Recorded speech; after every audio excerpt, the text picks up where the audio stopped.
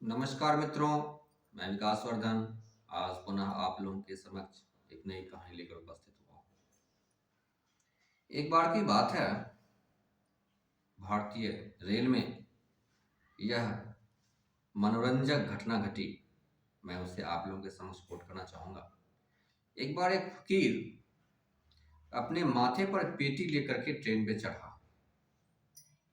भीड़ बहुत थी ट्रेन में और सीधी सी बात है, माथे पे पेटी होगी तो आसपास के लोग को भी दिक्कत हो रही थी खड़ा होने में। पेटी नीचे रख देते तो सुविधा होती, सबको पेटी पर बैठ भी जाते। अब वो पेटी लेकर खड़े हो गए बीच में, बर्थ के बीच में। अब लोग बोले, भाई साहब पेटी नीचे रखिए। उन्होंने कहा, नहीं, मैं पेटी नीचे नहीं रखूंगा।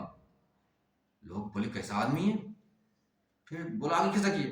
थोड़ा आगे बढ़ गए, लेकिन उनके आगे बढ़ने से क्या होता, जो समस्या उस बर्थ के पास थी वही समस्या अगले बर्थ वालों को होने लगी।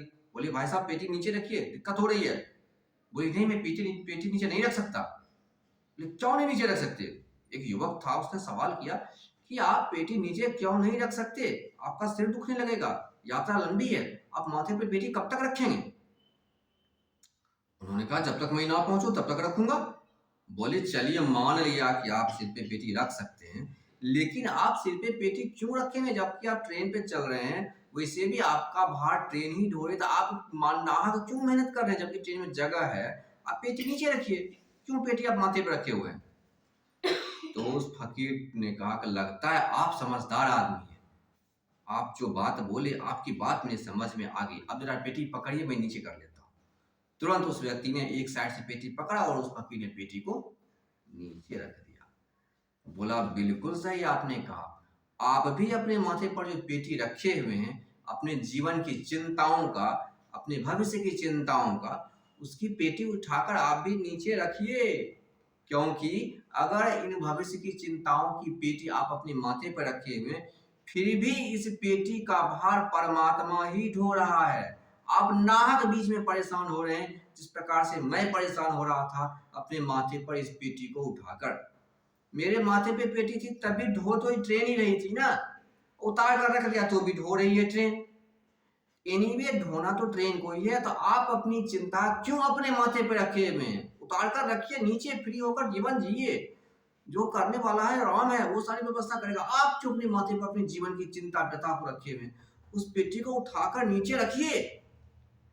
तब उस युवक को समझ में आया, अरे यह फकीर तो पहुंचा हुआ आदमी है, मैं तो इसे बेवकूफ समझ रहा था, कहता था पेटी नीचे रखने के लिए, इसे तो सब कुछ पता है, तो परम ज्ञानी है। यह तो हम लोगों को यह ज्ञान देने के लिए सिर्फ पेटी माथे पे रखे हुए था, ताकि हम इसे उलझें और पूछें कि आप पेटी क्यों माथे पे रखे हुए हैं। और तब वह पेटी नीचे रखता और तब हमें यह समझाता कि पेटी हम क्यों माथे पे रखे हुए हैं। तुम वास्तव में पेटी माथे पे रखे हुए हो, मैं नहीं। मैंने तो अपनी पेटी उतार कर रख दी, तुम अपनी पेटी कब उतारोगे। मैंने तो अपनी पेटी उतार दी, तुम अपनी पेटी कब उतारोगे। सवाल यह खड़ा होता है। जिस प्रकार से गौतम बुद्ध ने अंगुलीमाल से कहा था कि मैं तो ठहर गया, तुम कब ठहरोगे। जब अंगुलीमाल ने कहा था ठहरो, उसके जवाब में गौतम बुद्ध ने प्रत्युत्तर दिया था, मैं तो ठहर गया, तुम कब ठहरोगे। ठीक यही बात इस फकीर ने कहा कि मैंने तो अपनी पेटी उतार दी, नीचे रख दी ट्रेन पर, तुम अपनी पेटी कब उतार कर रखोगे नीचे परमात्मा के ऊपर। एनीवे ढो तो वही रहा है, तुम क्यों नाहक परेशान हो रहे हो। आशा करता हूं मित्रों, कहानी आपको समझ आई होगी और पसंद भी आई होगी। कुछ कमेंट करें ताकि हमें समझ में आए, तो हम और भी इस प्रकार की कहानी लाएं। और चैनल को आप सब्सक्राइब करें, वीडियो को लाइक करें।